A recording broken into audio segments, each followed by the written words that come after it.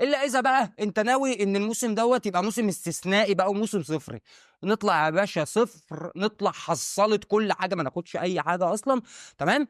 علشان خاطر اكون فريق بعد كده. بس هكون فريق بعد كده امتى؟ امتى بقى؟ ما هو امتى هكون فريق؟ انا المفروض بكون فريق، انا المفروض اكون كونت فريق عشان كاس العالم للانديه.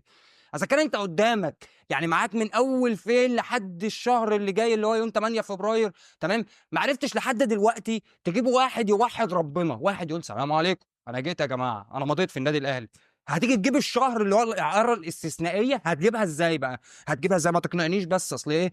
احنا هنقول ان احنا هنجيب وهنلعب اللاعب اللي هيجي لنا هيلعب في كاس العالم للانديه وبتاع، والكلام الفاضي ده، الكلام الفاضي ده احنا بنضحك بقى على نفسنا. ايوه يا باشا، يا باشا انا هاجي العب معاك كاس العالم للانديه، تمام ماشي. اصل لما تجيب ستار كبير يجي يلعب معاك بقى ونجم يجي يلعب معاك، اقول لك يا باشا انا كده كده نجم اصلا، هتديني كام؟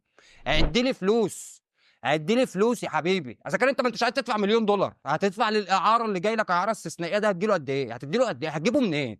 احنا يا جماعه بنضحك على نفسنا، احنا بنمرهم نفسنا، احنا عادي بنمرهم نفسنا. محمود الخطيب لازم يمشي هو ومجلس ادارته بالكامل.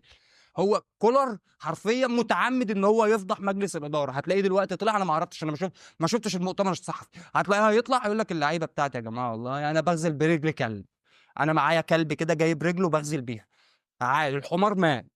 لكن كده ما ينفعش كده يا جماعه. النادي الاهلي بقى سيء للدرجه، يعني سيء لدرجه ان الفريق اللي قدامي يعني اقل مني في كل حاجه، مع احترامي ليهم اقل مني في كل حاجه. مرتبات لعيبه اقل مني، امكانيات لعيبه المفروض اقل مني، بس العكس النهارده هو اللي ظهر. المدرب يعني مش زي، مستحيل ده كولر وفرقته بياخدوا 200 الف يورو في الشهر. كابتن احمد خطاب ده بياخد 70 الف جنيه باين في الشهر، حاجه زي كده، ولا في الموسم، ولا انت فاهم؟ في فرق كبير.